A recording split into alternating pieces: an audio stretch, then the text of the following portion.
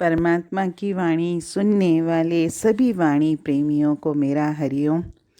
परमपिता परमात्मा की कृपा से आप सभी सकुशल होंगे और प्रेम पूर्वक परमात्मा की वाणी का आनंद लेते होंगे।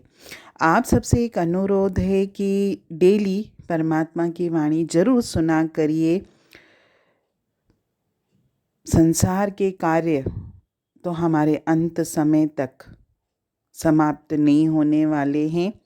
जब तक इस देह में प्राण है तब तक हमारी ये सांसारिक जो कार्य हैं ये तो हमारा पिंड नहीं छोड़ेंगे। तो हमको अपने साथ मेहनत करनी है। थोड़ा सा समय अपने इस सांसारिक कार्यों में से निकाल के उस परम पिता परमात्मा को देना है और नियम पूर्वक देना है। और वाणी जो है मेरे अंतर में उस परम पिता परमात्मा के लिए प्रेम जागृत करती है। जब मैं कानों से उसका नाम सुनता हूँ तब मेरी आत्मा आनंदित होती है। तो मैं अपनी आत्मा को इस आनंद से महरूम न करूँ, अपनी आत्मा को वाणी का आनंद ज़रूर दूँ। और कोशिश ये करा करिए कि थोड़ा सा समय ज़रूर निकाला करिए। आज वाणी में एक बहुत ही सुंदर छोटी सी कहानी है। कहा भी जाता है कि परमात्मा की सृष्टि में केवल न्याय ही न्याय है। बस फ़र्क ये है कि हमको संसार में जैसे हम कोई भी काम करते हैं तो हमको इंस्टेंट रिजल्ट चाहिए कि आज मैंने किया और मुझे तुरंत अगर मिला। तो परमात्मा के दरबार में ऐसा नहीं होता। लेकिन परमात्मा के दरबार में न्याय जरूर होता है, भले देर से हो, किसी भी रूप में हो, कभी भी हो, लेकिन होता जरूर है। आज एक छोटी सी कहानी है कि एक ग्वाला था। वो दूध बेचने का काम करता था। तो मोस्टली संसार में भी हम देखते हैं कि जो भी दूध बेचने का काम करते हैं कि तो थोड़ा बहुत उसमें मिलावट तो ज़रूर करते हैं, पानी तो मिलाते ही हैं। लेकिन पानी भी कभी कभी हिसाब से मिलाना चाहिए, ऐसे भी नहीं। तो वो जो ग्वाला था थोड़ा सा इस प्रवृत्ति का था कि जब वो गाय का दूध निकालता था तो आधा दूध और आधा पानी मिलाता था।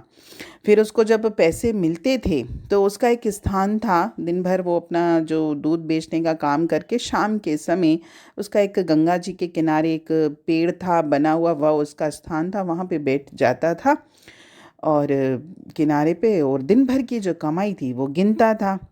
तो एक दिन दूध बेचने के बाद जब वो गंगा किनारे उसी पेड़ के नीचे बैठा तो उसने अपने सिक्कों की पोटली निकाली और वो गिनने लगा कि आज देखूं तो सही मेरी कितनी कमाई हुई, मेरा कितना दूध बिका।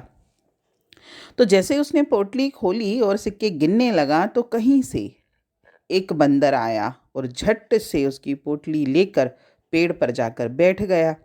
उस ग्वाले ने बहुत उस बंदर को पेड़ पे से हटाने की और पोटली उससे मतलब इस तरीके से पेड़ को हिलाने लगा और उसको डंडा दिखाने लगा कि वो पोटली मेरे पास वापस फेंक दे। लेकिन वो बंदर ने वो पोटली नहीं फेंकी, बल्कि बंदर ने क्या किया, उस पोटली जो खुली हुई थी उसमें से उसने एक सिक्का पानी में डाला और एक सिक्का जहाँ ग्वाला खड़ा था जमीन पर डालने लगा। ऐसा करते करते उसने जितने सिक्के थे पूरे के पूरे सिक्के आधे उसने पानी में डाल दिए और आधे नीचे जमीन पर गिरा जो उस दूध वाले को उस ग्वाले को मिले। यानी दूध वाले की जितनी कमाई थी आधी कमाई उसने वो उसकी सिक्के पानी में डाल दिए, बाकी उसके पास आधे सिक्के ही आए क्योंकि उसने आधा दूध और आधा पानी मिलाया था। तो इसका मतलब ये हुआ कि वो कहते हैं ना कहावत, दूध का दूध पानी का पानी। यानी जितना उसका दूध का था, उसको जितनी उसकी हक की हलाल की कमाई थी वह उतना ही पैसा उसके हाथ में आया। इसीलिए कहा जाता है कि ऊपर वाले के पास केवल न्याय ही न्याय है, आज नहीं कल वो बराबर कर ही देता है। इसलिए जीवन में कोई भी कार्य करते समय हमेशा अपनी बुद्धि में ये बात रखें कि आज मैं जो भी कार्य कर रहा हूँ ऊपर वाला मुझे, परमात्मा मुझे देख रहा है और उसके दरबार में सब ये रिकॉर्ड हो रहा है। आज नहीं कल जो भी मैं कार्य करूँगा, मुझे इसका वापस उसी रूप में रिटर्न आना ही है। आज अगर हम अच्छे कार्य करते हैं, आज हम पुण्य के कार्य करते हैं, अच्छे कर्म करते हैं, तो आज नहीं कल उनका भी फल हमको मिलेगा। और आज हम जो गलत कार्य करते हैं, उनका भी फल हमको आज नहीं कल मिलेगा।